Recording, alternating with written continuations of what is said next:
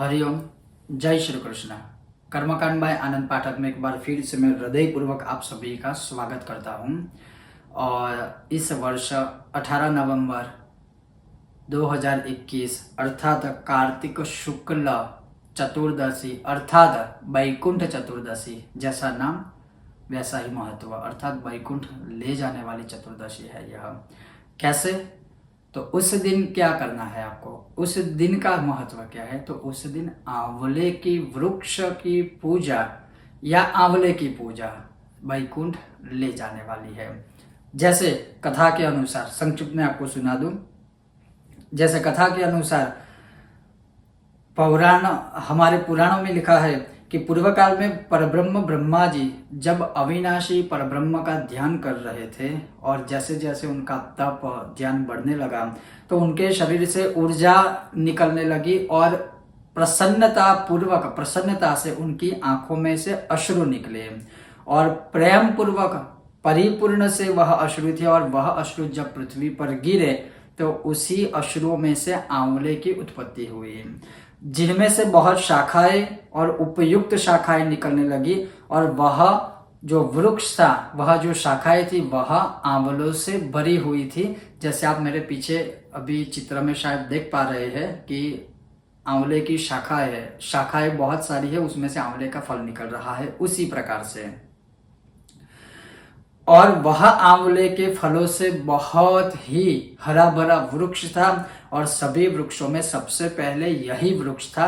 कब की बात है? जब ब्रह्मा जी के आदेश से उनके मानस पुत्रों ने पृथ्वी की रचना करने का आरंभ किया था, उससे पहले जब ब्रह्मा जी ने यह ध्यान तपश्चर्या की थी तब जाके सर्वप्रथम उनके परिपूर्ण भावपूर्ण अश्रुओं से सबसे पहले पृथ्वी पर जो अश्रु गिरे उनमें से आंवले के वृक्ष की उत्पत्ति हुई थी। और उसके बाद जाके समस्त प्रजा की सृष्टि की उत्पत्ति की या सृष्टि का विस्तार किया था।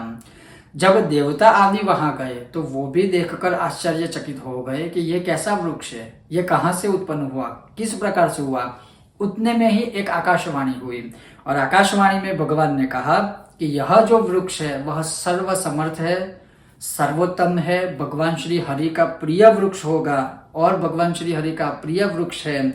इसके स्मरण मात्र से गौदान का फल प्राप्त होता है। आंवले के स्मरण मात्र से गौदान का फल प्राप्त होता है।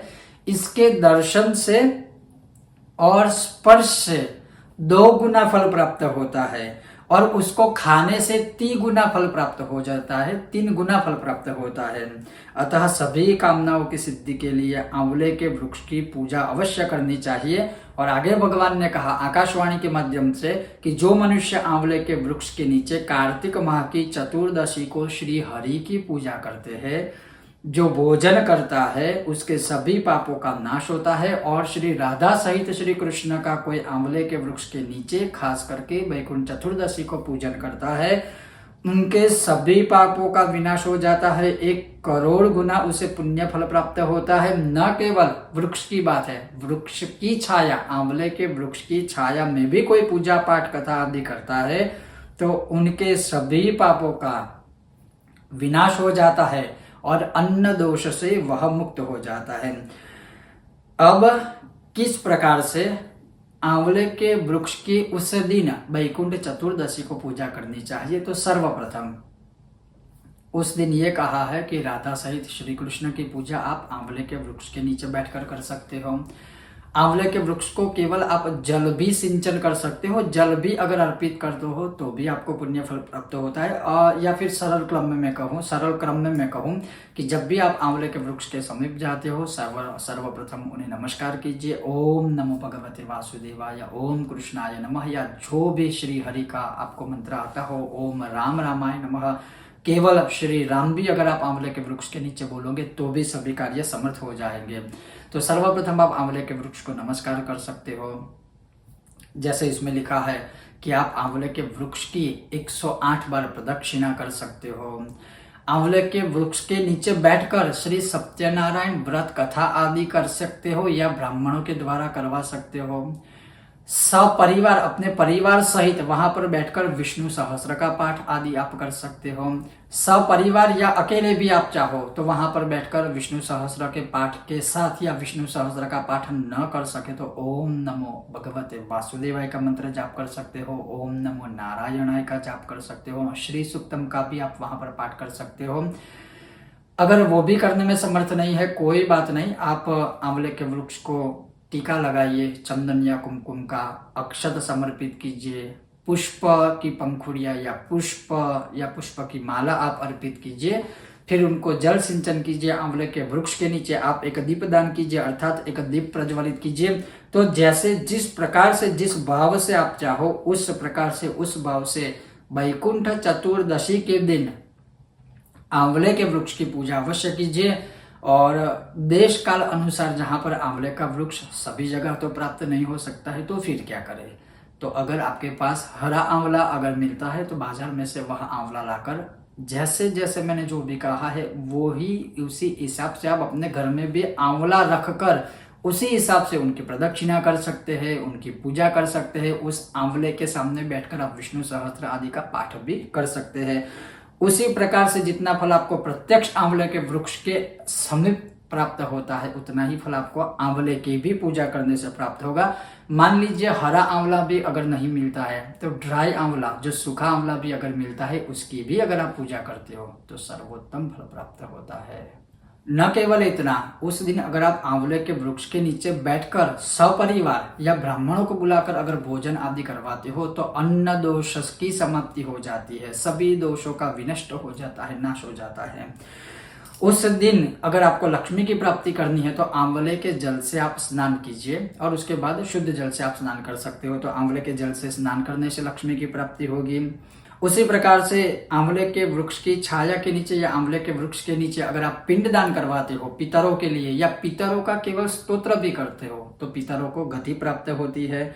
उसी प्रकार से अगर आंवले के जल से या आंवले से अगर आप अपने सिर को उस दिन धोते हो, बालों को धोते हो, शरीर को धोते हो तो कली दोषों से आपका सब नष्ट हो जाएगा, अर्थात कलयुग के जितने भी दोष है वह आपके शरीर से छिन्न भिन्न हो जाएंगे, उसका विनाश हो जाएगा।